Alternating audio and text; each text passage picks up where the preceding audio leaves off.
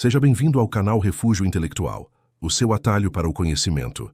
Neste vídeo vamos fazer o áudio resumo capítulo por capítulo do livro Como Aumentar o Seu Próprio Salário, por Napoleon Hill. Mas antes de começarmos, não se esqueça de curtir e se inscrever no canal para não perder nenhum novo resumo. Agora, sem mais enrolação, vamos ao livro. Napoleon Hill é um nome que ressoa no panteão da literatura de autoajuda e sucesso. Foi o autor escolhido a dedo pelo magnata do aço, Andrew Carnegie. E sua missão, que se tornaria a obra de sua vida, era monumental: organizar a ciência do sucesso, baseada nas experiências de vida de Carnegie e na colaboração de mais de 500 dos homens de negócios e profissionais mais proeminentes de sua época. Essa pesquisa faraônica originou obras que se tornaram pilares do desenvolvimento pessoal, como os livros best-sellers Pense e Enriqueça e A Lei do Triunfo, estabelecendo Hill como o principal compilador de uma filosofia prática de realização individual. Escrito a partir das conversas originais de Hill com Andrew Carnegie, iniciadas em 1908, o livro de título original How to Raise Your Own Salary é a destilação de toda a filosofia de sucesso de Hill em 17 princípios condensados em um único volume. A obra é notável por registrar o diálogo detalhado entre o autor e o industrial, expondo como Carnegie passou de um operário imigrante de 13 anos a um dos maiores industriais da história. Sua relevância perdura porque oferece um sistema prático e atemporal para a filosofia do faça você mesmo, fornecendo não apenas os meios de fazer mais dinheiro, mas também uma filosofia para estabelecer e alcançar qualquer objetivo de vida, promovendo paz de espírito e harmonia. Capítulo 1. Desenvolva a definição de propósito. Este capítulo inaugural estabelece o primeiro e mais crucial dos 17 princípios de Andrew Carnegie para o sucesso: a definição de propósito. Carnegie afirma categoricamente que ninguém jamais alcançou sucesso duradouro sem aplicá-lo. A chave é transformar um mero desejo por coisas melhores, comum a todos, em um desejo ardente, uma obsessão dominante que consume os pensamentos e esforços, dedicando a maior parte de sua energia mental à sua realização. O sucesso se inicia como uma imagem mental clara e concisa do objetivo. Quando essa imagem se torna uma obsessão, o subconsciente assume o controle por meio de uma lei oculta da natureza, atraindo e guiando a pessoa na direção exata do equivalente físico ou financeiro do seu objetivo. O industrial ressalta ainda que esse propósito deve ser apoiado por um plano e pela cooperação de outras mentes, pois nenhuma grande conquista é possível isoladamente. A própria jornada de Carnegie é o principal exemplo prático do poder deste princípio. O seu definite purpose, definição de propósito, era fazer e comercializar aço, e essa ideia o conduzia dia e noite. Para concretizar o plano, começando sem capital próprio, ele primeiro vendeu sua visão a um colega de trabalho, que reconheceu o valor da ideia e teve coragem, formando o núcleo de um grupo mastermind. Juntos, eles atraíram a cooperação de outros homens com visão e, por fim, induziram investidores a fornecer o dinheiro necessário para levar a ideia adiante. Para aqueles com uma mente indisciplinada, a técnica é simples.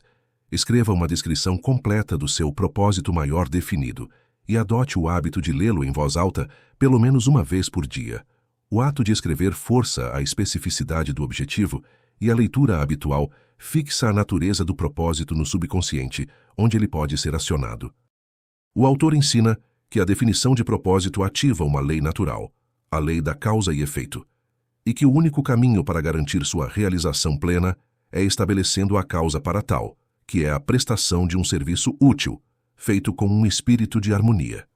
O ensinamento central é que riqueza e sucesso são o efeito de um serviço útil que você entrega em troca, à causa.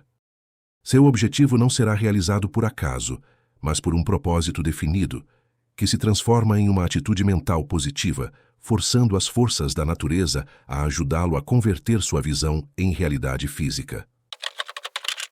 A mensagem-chave deste capítulo é: o ponto de partida de toda conquista é a definição clara de propósito, transformando um mero desejo em uma obsessão ardente e acionável, alinhada à prestação de um serviço útil. Capítulo 2. Use o princípio da mente mestra. Se o primeiro passo para o sucesso é saber o que você quer, o segundo é o princípio da mente mestra, ou seja, saber com quem você deve se aliar para conseguir. Andrew Carnegie define a mente mestra como uma aliança de duas ou mais mentes, trabalhando juntas em espírito de perfeita harmonia, para a realização de um propósito definido. Para atingir um objetivo de proporções que superam a mediocridade, é imperativo que você se relacione com os membros da sua mente mestra, de forma a obter o benefício total de seus cérebros, pois nenhuma mente sozinha é completa. Este princípio não é apenas sobre a soma do conhecimento, mas a criação de uma terceira mente, uma força espiritual e mental que se manifesta por meio da cooperação e harmonia. Para garantir o sucesso de tal aliança, Carnegie aponta 3 fundamentos cruciais: a seleção cuidadosa de membros que devem ter simpatia pelo objetivo e ter algo a contribuir, seja educação, experiência ou contatos. Um motivo justo, oferecendo algo de igual ou maior valor em troca do serviço recebido, e a manutenção de uma harmonia completa, na qual os interesses pessoais são subordinados ao bem maior do grupo. O melhor exemplo prático do poder da mente mestra é o próprio início da fortuna de Carnegie. Ao conceber sua obsessão ardente de fabricar aço, ele rapidamente percebeu que precisaria de ajuda. Seu primeiro passo foi vender sua ideia a um colega de trabalho. Embora esse amigo não tivesse dinheiro, ele possuía a capacidade mental e a coragem necessárias. Juntos, eles atraíram outros 2 homens de visão e iniciativa, formando o núcleo inicial de 4 membros. Foi por meio do entusiasmo combinado desse pequeno grupo que eles conseguiram induzir outros homens a fornecer o capital gigantesco que não possuíam. O princípio da mente mestra também se aplica à vida pessoal. Carnegie destaca que a aliança de um casal, imersa em amor, simpatia, propósito único e harmonia, forma a mais perfeita forma conhecida de mente mestra, capaz de elevar um indivíduo a alturas de realização que ele jamais conhecerá sozinho. O que o autor busca ensinar é que a realização de qualquer objetivo de vida acima da mediocridade depende da habilidade do indivíduo de se conectar e alavancar o poder mental e o capital humano de outros. A ideia central é que a mente humana tem uma capacidade limitada, mas quando combinada com outras em perfeita harmonia, ela gera uma força exponencial que é o principal catalisador para transformar planos em realidade, superando limitações e a inércia da inação. Portanto, o sucesso é essencialmente um empreendimento cooperativo, ativado pela energia sinérgica de mentes alinhadas e com a determinação inegociável de agir. A mensagem-chave deste capítulo é: você só eleva seu salário e seu destino ao máximo quando une sua mente a outras mentes em perfeita harmonia, reconhecendo que a sinergia da mente mestra é a fonte de todo o poder organizado e a única maneira de alcançar objetivos grandiosos. Capítulo 3. Desenvolva uma personalidade atraente. Se você deseja aumentar seu salário e sua influência, o capítulo 3 ensina que a qualidade mais importante que pode garantir a cooperação de outras pessoas é a sua personalidade atraente. Não se trata de beleza física, mas da atitude mental que você irradia. A personalidade atraente é o resultado de uma mente treinada e organizada, composta por 7 elementos essenciais que podem ser desenvolvidos por qualquer pessoa. O mais importante deles, segundo Carnegie, é uma atitude mental positiva, que se manifesta em seu tom de voz, nas palavras que você usa e na forma como você lida com as dificuldades.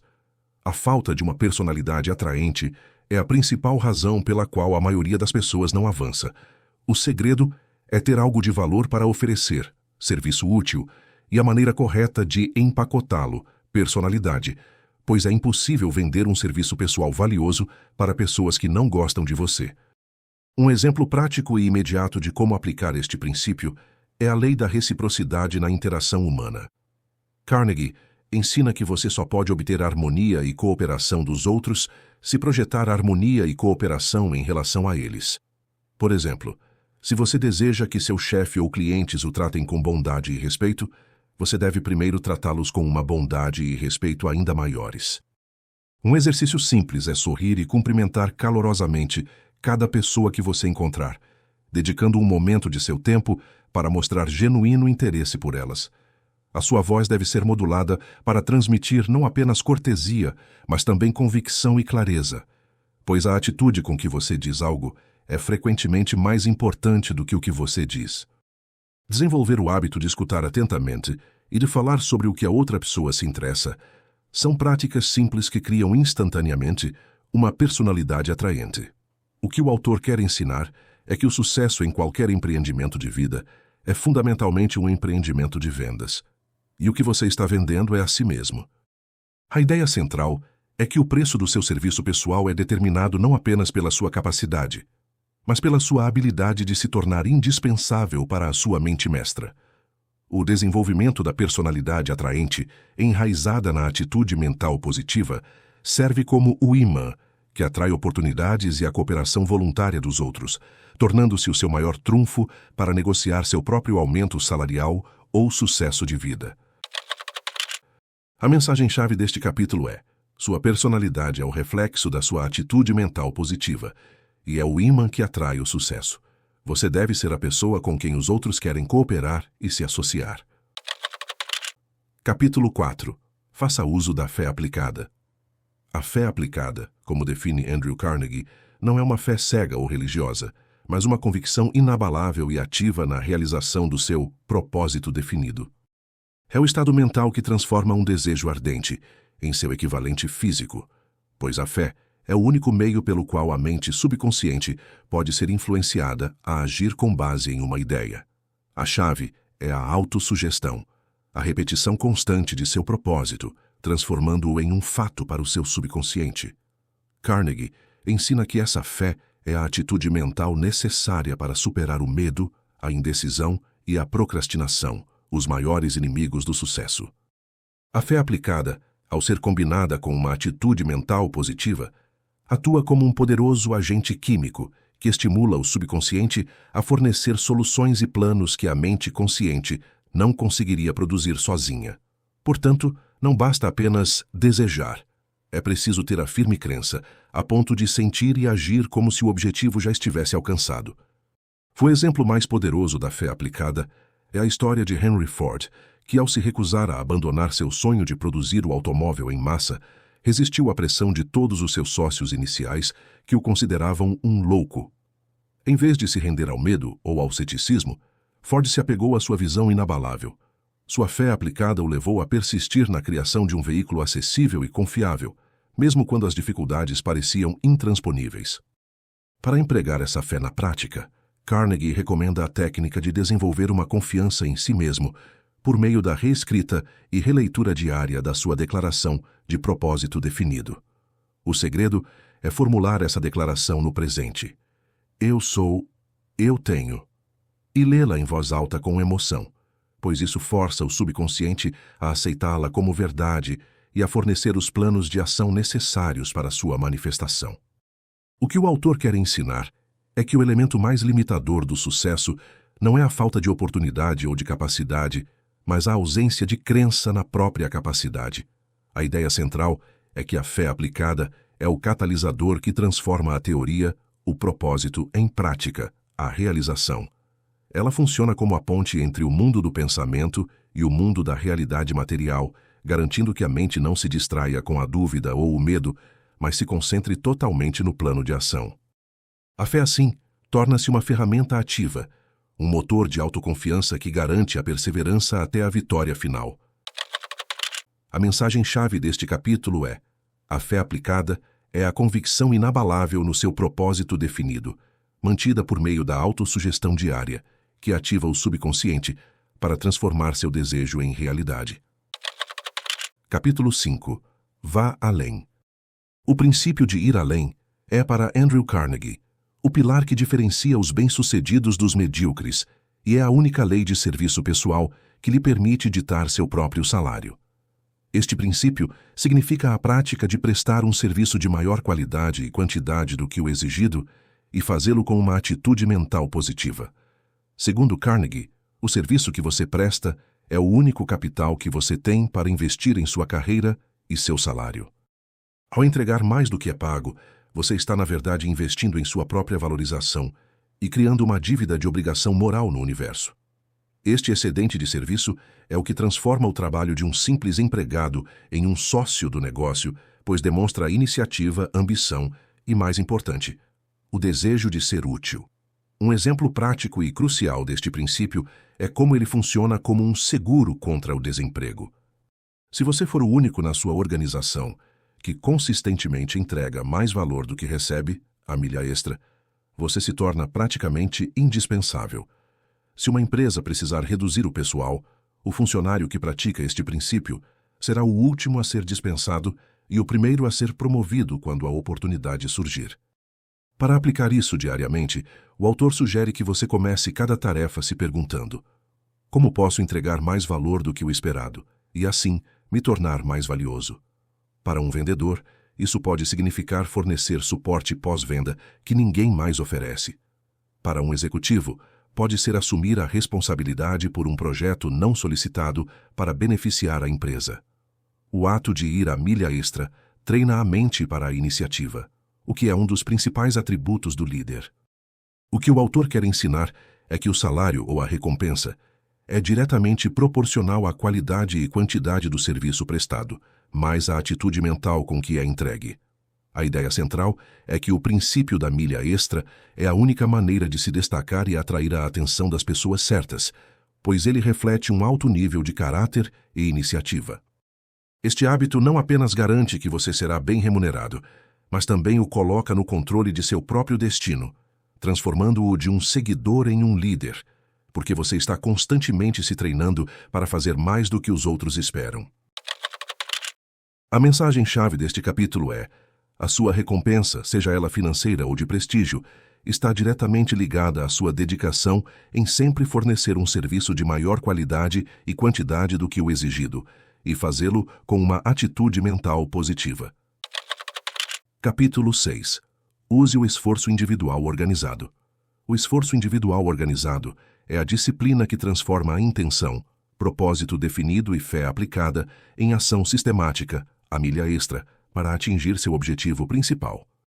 Andrew Carnegie explica que toda conquista grandiosa é o resultado da aplicação organizada de dois tipos de energia: o poder da mente mestra, poder pessoal, e a força organizada de capital e trabalho, poder financeiro e social. O esforço individual organizado é o processo de coordenação e direcionamento de todo o seu tempo, conhecimento e energia física e mental em direção a um único propósito. Ele exige a capacidade de planejar, delegar, se aplicável e, acima de tudo, priorizar.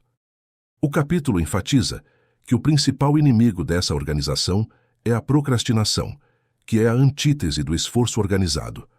A diferença crucial entre o sucesso e o fracasso reside na capacidade de transformar o conhecimento em planos de ação definitivos e começar imediatamente. Um exemplo prático do esforço organizado é a criação de um orçamento de tempo, diário e semanal. Em vez de simplesmente trabalhar duro, o indivíduo deve criar um plano por escrito, alocando blocos de tempo específicos para as tarefas que o movem em direção ao seu propósito definido, garantindo que o tempo não seja desperdiçado em atividades sem importância. Para um empreendedor, isso pode significar agendar rigorosamente o tempo para a prospecção, que gera receita, em detrimento de tarefas administrativas que consomem tempo. Para um profissional que busca um aumento, isso envolve reservar tempo para estudar e adquirir as habilidades necessárias para ir à milha extra. Carnegie argumenta que a organização do esforço começa na mente. Se você não consegue organizar seu tempo e seus pensamentos, jamais será capaz de organizar o trabalho de outras pessoas, e seu avanço será limitado. O que o autor quer ensinar é que o sucesso não é acidental, mas é um resultado direto de um sistema deliberado e organizado de ação. A ideia central é que o poder latente dentro de você, seu conhecimento, energia e tempo, só se torna eficaz quando é agrupado e dirigido com inteligência e método, livre de interrupções e indecisões. O esforço individual, organizado, é, portanto, a disciplina que garante que você está consistentemente trabalhando em seu próprio aumento de salário, transformando seu propósito definido em um plano de ação diário e mensurável. A mensagem-chave deste capítulo é: transforme seus objetivos em realidade por meio da disciplina do esforço individual organizado, planejando o uso de seu tempo e energia para eliminar a procrastinação e direcionar toda a sua força para o seu propósito definido. Capítulo 7. Cultive a visão criativa. A visão criativa é o princípio que capacita o indivíduo a transformar a ideia abstrata em uma realidade concreta por meio do uso da imaginação. Andrew Carnegie ensina que a visão criativa é a habilidade de ver as coisas como elas podem ser, e não apenas como elas são. É a ferramenta mental que permite ao indivíduo desenvolver os planos de ação necessários para atingir seu propósito definido. Este poder é dividido em duas formas: a imaginação sintética, que organiza ideias, conceitos e fatos conhecidos em novas combinações, e a imaginação criativa, que é o poder intuitivo que acessa a inteligência infinita, fornecendo insights e inspirações originais que nunca existiram antes. O sucesso sustentável depende da nossa habilidade de empregar ambas, pois o mundo está sempre mudando e a capacidade de inovar é o que diferencia os líderes dos seguidores. Um exemplo prático e clássico de visão criativa é a história de Thomas Edison e a lâmpada elétrica. O mundo já havia concebido a ideia de luz artificial, mas Edison não se limitou à imaginação sintética, que apenas combinaria o conhecimento existente. Sua imaginação criativa o levou a ver uma fonte de luz que seria segura, acessível e duradoura. Para aplicar este princípio, o autor sugere que, ao enfrentar um problema, ou ao precisar criar um plano de ação, você feche os olhos e se veja claramente como já tendo o resultado desejado. Em seguida, ative a imaginação sintética. Liste todos os fatos, experiências e conhecimentos disponíveis para você, seus recursos atuais. Depois, chame sua imaginação criativa. Relaxe, elimine todo o medo e ceticismo e permita que ideias intuitivas sobre o que fazer a seguir fluam para sua mente. Carnegie afirma que as maiores ideias de sua carreira vieram quando ele estava focado no silêncio e na expectativa. O que o autor quer ensinar é que o limite de seu sucesso é o limite de sua imaginação. A ideia central é que a visão criativa é o motor por trás do esforço organizado. Sem ela, você está apenas repetindo o que os outros já fizeram. É a fonte da iniciativa e da originalidade que permite a você ir a milha extra com distinção. Ao cultivar essa visão, você não apenas aumenta seu valor para os outros, mas também se transforma em um gênio no seu campo, capaz de inovar e criar soluções que elevam seu salário e o colocam em uma posição de comando. A mensagem-chave deste capítulo é: cultive a visão criativa como o poder de ver as coisas como elas podem ser e use-a para conceber planos originais e inovadores que o diferenciem no seu campo de atuação. Capítulo 8. Exerça autodisciplina. A autodisciplina é a ponte final entre o desejo e a realização. Andrew Carnegie a descreve como a habilidade de controlar a mente e as ações para que elas se mantenham consistentemente alinhadas com o seu propósito definido. É o domínio sobre os próprios hábitos, emoções e pensamentos, especialmente aqueles que são destrutivos para o sucesso, como a indecisão, o medo, a raiva e, principalmente, a falta de controle sobre a língua. O sucesso é impossível sem um alto grau de autodisciplina, pois a mente é um terreno fértil que deve ser cultivado. Se você não planta os pensamentos de fé e propósito, ela será dominada pelas ervas daninhas do medo e da dúvida. A autodisciplina é o que permite a aplicação diária dos princípios de propósito definido, fé aplicada e esforço organizado, garantindo a perseverança e a capacidade de ir a milha extra, mesmo quando não há vontade. O principal e mais prático exercício de autodisciplina é o controle da língua e do temperamento. Carnegie ensina que a maioria das pessoas arruína suas chances de cooperação e sucesso ao falar impulsivamente, revelando informações confidenciais, fazendo promessas que não podem cumprir ou criticando os outros. O exemplo é simples. Antes de dizer algo que possa ser interpretado de forma negativa, você deve fazer a si mesmo 3 perguntas. Isso é verdade? Isso é gentil? Isso é necessário? Se a resposta a qualquer uma for não, você deve abster-se de falar. Além disso, a autodisciplina é exercida na gestão de suas finanças, dedicando uma parte de sua renda à economia, o hábito da parcimônia e investindo em seu próprio desenvolvimento para garantir um futuro financeiro seguro e planejado. O que o autor quer ensinar é que o sucesso externo, aumento de salário, riqueza, é um reflexo direto do sucesso interno, o domínio sobre si mesmo. A ideia central é que a autodisciplina é a força de vontade que transforma o plano em realidade, pois ela garante que a mente e o corpo permaneçam focados, apesar das tentações ou do desejo de procrastinar. Sem o exercício da autodisciplina, todos os outros princípios são meras filosofias. Com ela, eles se tornam ferramentas ativas que você usa para forjar seu próprio destino e garantir seu lugar na mente mestra. A mensagem-chave deste capítulo é: a autodisciplina é a chave mestra para o seu crescimento pessoal e financeiro, pois é o domínio sobre a sua mente e ações que garante a aplicação consistente de todos os outros princípios de sucesso. Capítulo 9. Organize seu pensamento. Organizar o pensamento, neste contexto, significa a habilidade de controlar o processo de pensamento para garantir que a mente esteja sempre focada no seu propósito definido e nos planos para alcançá-lo. Andrew Carnegie ensina que a mente humana é um dínamo poderoso, mas a maioria das pessoas permite que essa energia se dissipe em pensamentos aleatórios, medos e preocupações.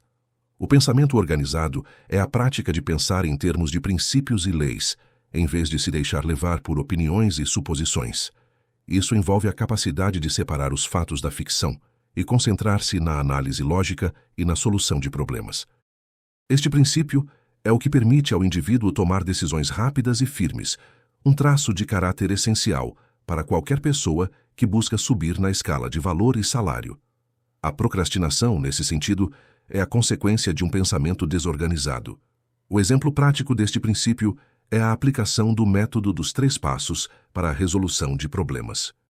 Sempre que confrontado com uma dificuldade que ameace desviar seu foco ou atrapalhar seu esforço organizado, você deve: 1. Definir o problema de forma clara e por escrito. 2. Coletar todos os fatos e informações disponíveis, distinguindo o que é fato do que é suposição. 3. Analisar esses fatos e, com base neles, desenvolver um plano de ação definitivo e iniciar a execução imediatamente. O próprio Carnegie utilizava este método para tomar decisões críticas sobre investimentos e expansão, garantindo que suas ações fossem baseadas em informações sólidas e não em emoções. Para organizar seus pensamentos diariamente, Hill sugere o hábito de dedicar 10 a 15 minutos diários para a revisão mental, onde você analisa o seu dia, buscando padrões de sucesso e fracasso e fazendo os ajustes necessários nos seus planos. O que o autor quer ensinar é que o controle sobre o seu processo de pensamento é o controle sobre o seu destino. A ideia central é que a maioria das pessoas vive em um estado de mente aberta, descontrolada, absorvendo medo e negatividade do ambiente. O pensamento organizado, por outro lado, cria uma mente que é como um ímã focado, atraindo apenas as ideias, a cooperação e as circunstâncias necessárias para a realização do propósito definido. É por meio desta disciplina que você assegura que a sua visão criativa se manifestará em planos sólidos e passos práticos, e não apenas em devaneios. A mensagem-chave deste capítulo é: domine sua mente por meio do pensamento organizado, baseando suas ações em fatos e análises lógicas e tomando decisões rápidas e definitivas para manter seu foco inabalável em seu propósito. Capítulo 10. Aprenda com a derrota. Andrew Carnegie afirma que, para o indivíduo de sucesso, não existe realmente um fracasso no sentido final, mas apenas um revés temporário. O princípio de aprender com a derrota ensina que cada adversidade traz consigo a semente de um benefício equivalente ou maior. A derrota, quando aceita e analisada com uma atitude mental positiva, serve como um professor implacável que expõe as falhas nos planos e a falta de autodisciplina, forçando o indivíduo a revisar e fortalecer seu propósito definido.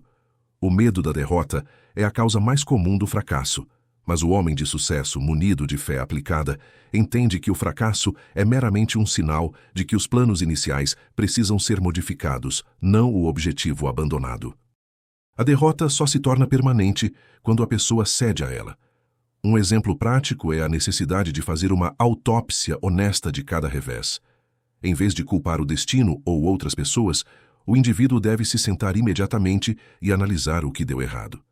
As perguntas-chave a serem feitas são: onde falhei em aplicar a definição de propósito? Faltou-me autodisciplina? Eu falhei em ir a milha extra? O plano estava deficiente? O próprio Carnegie teve que enfrentar inúmeros reveses financeiros e contratempos de produção, mas nunca permitiu que eles o levassem à indecisão. Em vez disso, ele usou cada erro como um insight para aprimorar sua visão criativa e seu esforço organizado. Para quem busca um aumento de salário e recebe uma recusa, a lição é: a derrota temporária significa que a proposta de valor, o serviço prestado, precisa ser aumentada e reapresentada com um plano de ação melhor. O que o autor quer ensinar é que a resiliência e a capacidade de se levantar após uma queda são marcas registradas do indivíduo que dita seu próprio salário. A ideia central é que a derrota é um estado mental, não uma condição física. A mente que aprende a extrair sabedoria de cada experiência negativa se torna invencível. Ao transformar cada revés em uma lição, você está não apenas se protegendo contra futuras falhas, mas também construindo a sabedoria e a experiência, que no final são o capital mais valioso de todos. A mensagem-chave deste capítulo é: não aceite a derrota como um fim, mas como um revés temporário que traz consigo a semente de um benefício equivalente, forçando você a revisar seus planos e aumentar sua perseverança. Capítulo 11. Busque inspiração, entusiasmo aplicado. A busca por inspiração, ou entusiasmo aplicado, é o motor emocional que coloca em movimento todos os outros princípios do sucesso. Andrew Carnegie ensina que o entusiasmo aplicado é o estado de espírito que eletriza a mente com energia e atrai a cooperação e a atenção dos outros. Ele é o resultado natural de estar em perfeita harmonia com o seu propósito definido, com fé aplicada e com a convicção de que você está ir a milha extra. O entusiasmo é contagiante. Ele é transmitido pelo tom de voz, pela postura corporal e, mais importante, pela vibração mental. Sem esse entusiasmo, seu serviço, por mais valioso que seja, parecerá frio e sem vida, e as pessoas não se sentirão inspiradas a se juntar à sua mente mestra. O entusiasmo é essencial para manter a atitude mental positiva, mesmo diante da derrota.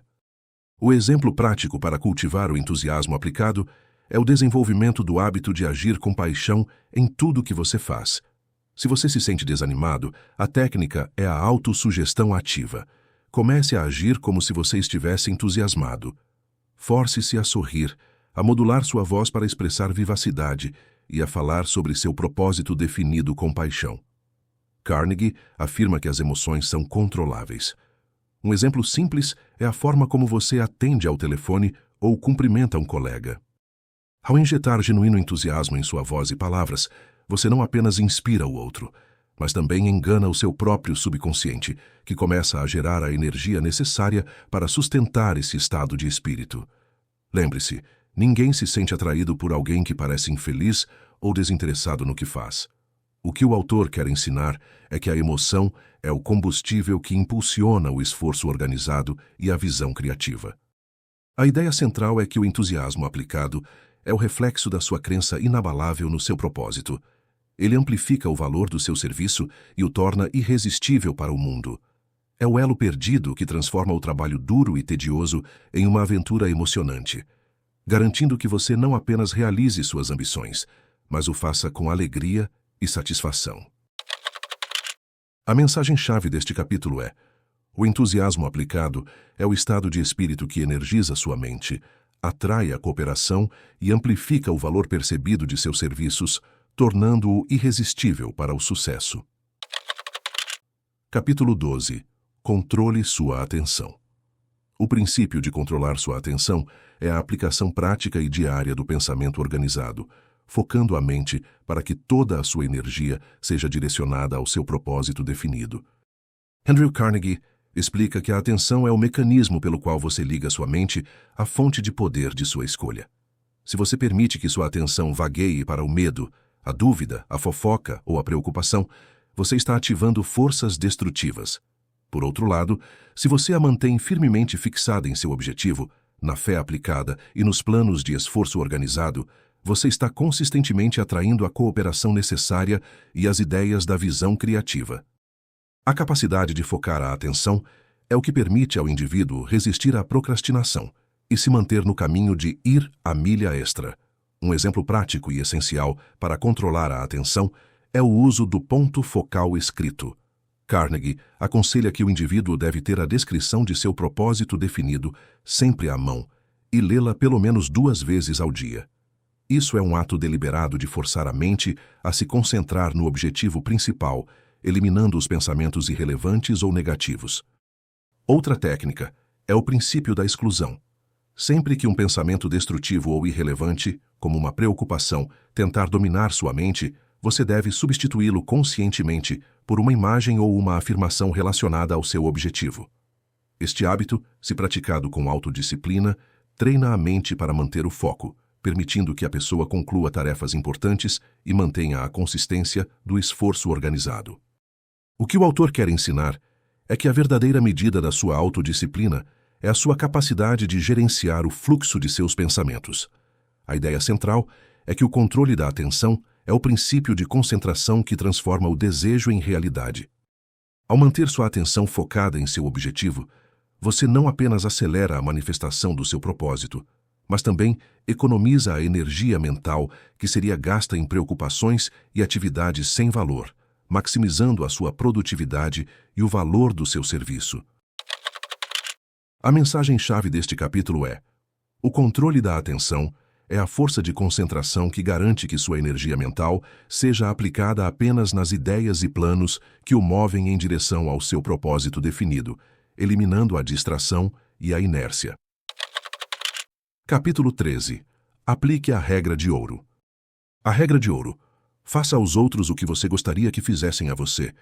Não é apenas um preceito moral, mas para Andrew Carnegie, é o princípio fundamental de negócios para a cooperação e o sucesso a longo prazo. Este princípio ensina que você deve conduzir todas as suas transações e interações com a firme intenção de beneficiar todas as partes envolvidas. A regra de ouro, aplicada com uma atitude mental positiva, torna o indivíduo um ímã de confiança e atrai a cooperação da mente mestra.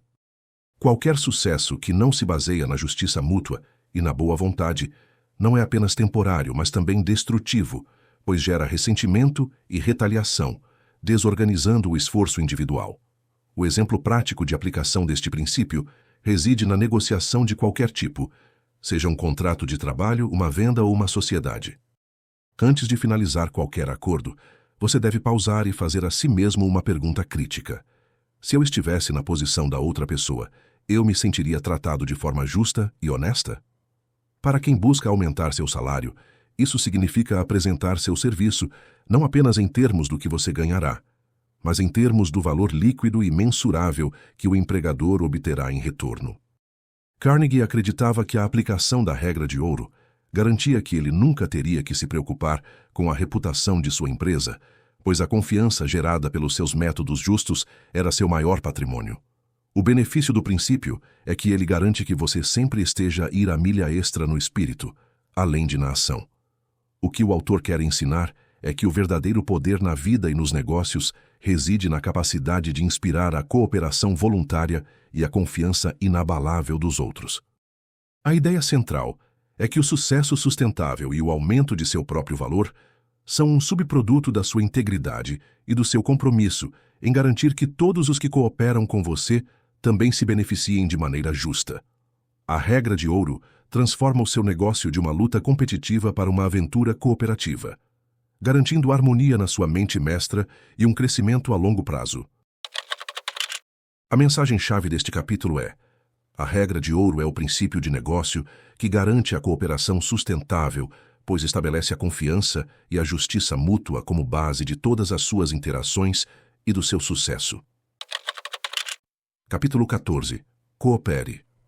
A cooperação é a aplicação prática do princípio da mente mestra e da regra de ouro, e Andrew Carnegie a identifica como a única base sobre a qual o poder organizado e duradouro pode ser construído. Este princípio ensina que não se pode obter sucesso sustentável e aumentar o próprio valor isoladamente. é necessário entrar em um acordo de interdependência harmoniosa com outros.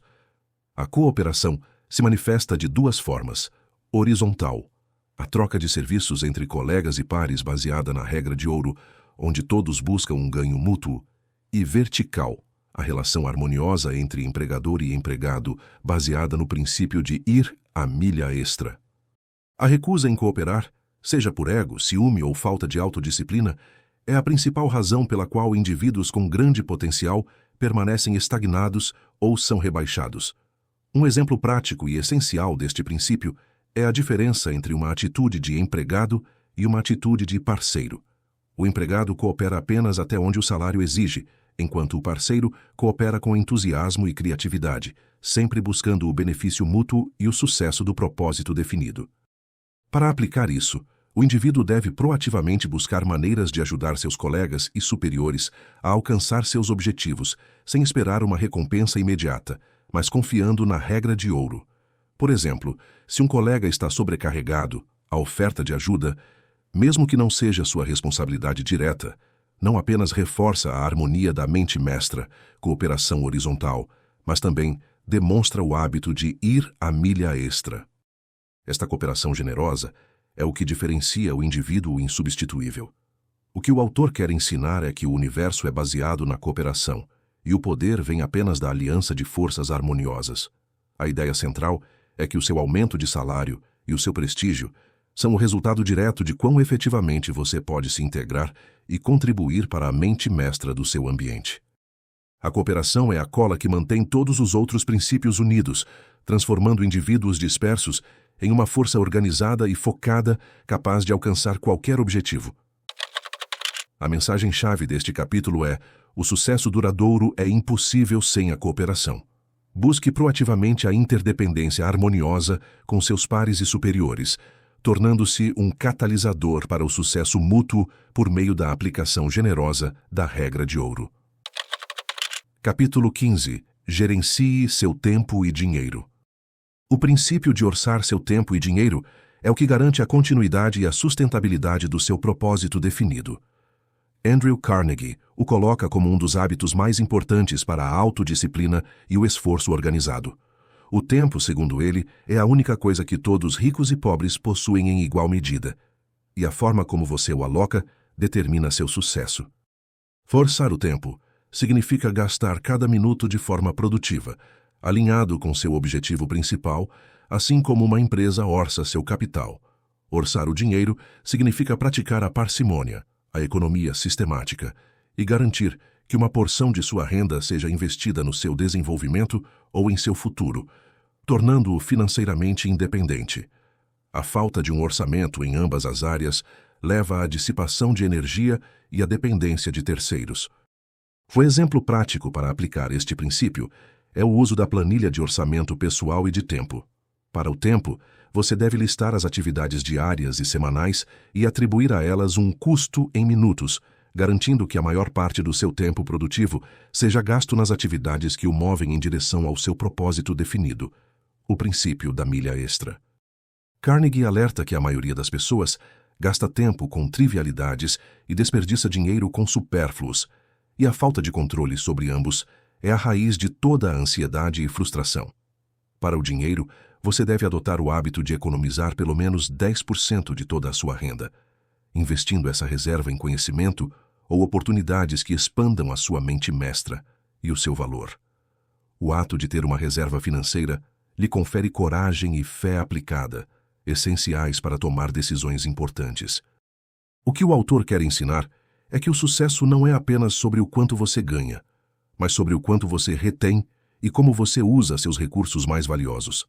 A ideia central é que o orçamento de tempo e dinheiro cria a fundação de estabilidade e autoconfiança, permitindo que você exerça autodisciplina e controle de atenção. Ao gerenciar esses dois recursos de forma mestre, você se torna o gerente eficiente de sua própria vida, garantindo a tranquilidade mental necessária para a visão criativa florescer. A mensagem-chave deste capítulo é: orçar o seu tempo e dinheiro é um ato de autodisciplina que garante a eficiência máxima do seu esforço organizado, liberando-o da ansiedade e fornecendo o capital para o seu avanço contínuo. Capítulo 16. Faça da saúde um hábito. Andrew Carnegie coloca a saúde como o princípio que sustenta toda a estrutura do sucesso. Fazer da saúde um hábito significa não apenas cuidar do corpo, mas também da mente, pois é impossível sustentar o esforço organizado e a visão criativa se o indivíduo estiver cronicamente doente, esgotado ou deprimido. Carnegie enfatiza que a saúde é o resultado de 3 fatores controláveis. 1. Dieta adequada, evitar excessos e alimentos que prejudicam a mente e o corpo. 2. Exercício físico regular, essencial para a circulação e para liberar a tensão mental. E 3. Atitude mental positiva, que é o fator mais importante de todos, pois a raiva, a inveja, o medo e a preocupação são venenos que destroem o corpo mais rapidamente do que a má alimentação. A mente deve ser mantida livre de pensamentos negativos para que o corpo possa funcionar em sua capacidade máxima. O exemplo prático para este princípio é a criação de um programa pessoal de higiene mental. Assim como você escova os dentes, você deve limpar sua mente diariamente, aplicando o controle de atenção. Um exercício é praticar o perdão ativo e a gratidão. Ao se recusar a guardar ressentimentos ou inveja, que são formas de veneno mental, você impede que a energia nervosa se dissipe e cause doenças. Na prática física, o autor recomenda que você determine um tempo mínimo diário para a atividade física, mesmo que seja uma caminhada vigorosa, e o inclua no seu orçamento de tempo. Este hábito deve ser cultivado com autodisciplina até se tornar uma rotina tão automática quanto comer. Fazer da saúde um hábito é o ato de ir a milha extra para consigo mesmo, garantindo que o seu capital humano permaneça em condições ideais de trabalho. O que o autor quer ensinar é que o maior dos bens não é a riqueza, mas sim a saúde física e mental, pois sem ela, a riqueza é inútil. A ideia central é que a saúde é um pré-requisito para a aplicação eficaz de todos os outros princípios. Você precisa de um corpo e uma mente vigorosos para sustentar o desejo ardente e a perseverança necessária para superar a derrota temporária. Ao cuidar de sua saúde como um hábito, você aumenta sua energia, seu entusiasmo e, consequentemente, sua capacidade de gerar riqueza e prosperidade. A mensagem-chave deste capítulo é: a saúde é o fundamento da sua energia e entusiasmo. Cultive a saúde física e mental diariamente, mantendo uma dieta equilibrada, exercícios e, crucialmente, uma atitude mental positiva para sustentar seu sucesso. Capítulo 17. Beneficie-se da força cósmica do hábito. O princípio final, a força cósmica do hábito, é a coroação de toda a filosofia do sucesso. Andrew Carnegie ensina que esta é a lei imutável que garante que qualquer pensamento ou ação repetida, seja ela positiva ou negativa, acabará se tornando um hábito fixo e automático, que rege as ações e o destino do indivíduo. É a lei que opera o subconsciente. Tudo o que você semeia na mente, por meio do controle de atenção, da fé aplicada e do entusiasmo, será inevitavelmente colhido na forma de circunstâncias e resultados. A força cósmica do hábito é o que transforma os 16 princípios anteriores, que são ações conscientes e deliberadas, em reflexos automáticos e um estilo de vida, garantindo a permanência do sucesso sem esforço contínuo. O exemplo prático é que o indivíduo deve conscientemente monitorar e eliminar os hábitos destrutivos, como a indecisão, a procrastinação ou a crítica, e cultivar os hábitos construtivos, como ir a milha extra, a autodisciplina e o pensamento organizado. O segredo para criar um novo hábito, como o de ler diariamente a declaração do seu propósito definido, é a repetição com convicção e entusiasmo, exercendo a autodisciplina nos primeiros 21 a 30 dias. A força cósmica do hábito é o que sustenta a sua mente mestra e a sua personalidade atraente. Se você habitualmente irradia uma atitude mental positiva, essa força se encarrega de atrair pessoas e circunstâncias que se harmonizam com essa vibração, pavimentando o caminho para o seu sucesso. O que o autor quer ensinar é que o destino do indivíduo é moldado pelos seus hábitos diários. A ideia central é que o sucesso não é uma questão de sorte ou acaso, mas o efeito inevitável da aplicação consistente dos princípios corretos, que se tornam hábitos permanentes. A força cósmica do hábito é o seu sócio silencioso, que trabalhará para você ou contra você, dependendo dos inputs que você fornece ao seu subconsciente. Ao aplicar a autodisciplina para criar hábitos positivos, você coloca a lei mais poderosa do universo para trabalhar a seu favor, garantindo que o sucesso se torne o seu modo de vida. A mensagem-chave deste capítulo é: a força cósmica do hábito é a lei universal que garante que você se torne o que você pensa e faz repetidamente. Construa hábitos positivos para garantir que o sucesso se torne automático e permanente. Capítulo 18. Mantenha a fonte de toda a riqueza. Embora os 17 princípios anteriores sejam cruciais para a ascensão, Andrew Carnegie insistia que o princípio final, e o mais transcendental, é o de manter a fonte de toda a riqueza, que se refere à saúde mental e espiritual do indivíduo. A fonte de toda a riqueza não é o dinheiro, mas a capacidade da mente humana de gerar ideias e a energia para colocá-las em prática. O indivíduo deve proteger a todo custo sua capacidade de pensamento organizado, sua visão criativa e sua atitude mental positiva, pois são esses ativos que atraem o poder da mente mestra. Este princípio envolve o uso de uma lei sutil, a lei da atração, que afirma que o indivíduo atrai para si aquilo em que pensa mais intensamente. Portanto, o indivíduo deve proteger sua mente da negatividade, da preocupação e do medo, que destroem a fonte da riqueza. O exemplo prático para este princípio é a prática diária da meditação focada em seu propósito e na gratidão. Carnegie aconselha que, se a mente for bombardeada por medo ou preocupação, que são os maiores ladrões de riqueza, o indivíduo deve parar imediatamente, fechar os olhos e forçar a mente a pensar em seu propósito definido e em todas as coisas pelas quais ele já é grato. Este ato de focar no positivo e no potencial de realização cria uma vibração mental que se harmoniza com a lei da atração, protegendo a fonte da riqueza. Além disso, o indivíduo deve se cercar apenas de membros da mente mestra que compartilham uma atitude mental positiva, isolando-se de influências negativas. A cooperação negativa é tão potente quanto a positiva. O que o autor quer ensinar é que o verdadeiro capital de qualquer pessoa é o seu estado mental. A ideia central é que o seu valor no mercado não é determinado pelas suas circunstâncias atuais, mas pela força e pureza da sua mente.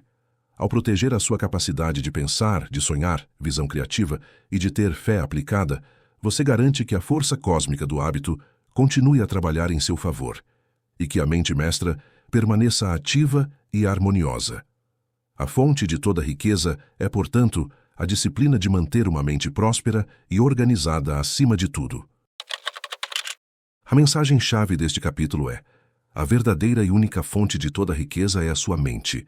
Proteja-a da negatividade e do medo, mantendo-a constantemente focada em seu propósito definido e na gratidão para garantir o fluxo contínuo de poder e prosperidade. Conclusão. How to Raise Your Own Salary. Como aumentar o seu próprio salário.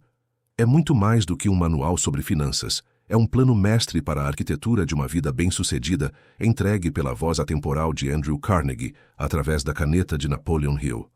O livro ensina que o aumento do seu valor e salário não depende da sorte ou de favores, mas de um sistema rigoroso e interconectado de 17 princípios. A essência do livro é que você deve começar com um propósito definido, transformando-o em um desejo ardente. Em seguida, você deve construir o poder da mente mestra por meio da cooperação e da regra de ouro. O combustível para o movimento é a fé aplicada e o entusiasmo, sustentados pela autodisciplina e pelo controle da atenção. Na vida prática, o leitor leva o ensinamento de que o seu maior trunfo é o princípio de ir a milha extra e o compromisso em desenvolver uma personalidade atraente, ambos garantindo que você se torne indispensável. O que fica com o leitor é a verdade libertadora de que ele é o único responsável por moldar seu próprio destino, bastando aplicar esses princípios com esforço organizado até que a força cósmica do hábito garanta o sucesso automático. Comece hoje a escrever a declaração do seu propósito e a ir à milha extra. Parabéns, você chegou ao final de mais um audiobook resumo. Esperamos que você tenha tirado lições valiosas sobre os ensinamentos do livro. Ouça outros resumos do nosso canal para continuar se aprimorando como uma pessoa intelectual. E não se esqueça de curtir e se inscrever para nos incentivar a continuar produzindo conteúdo aqui no YouTube.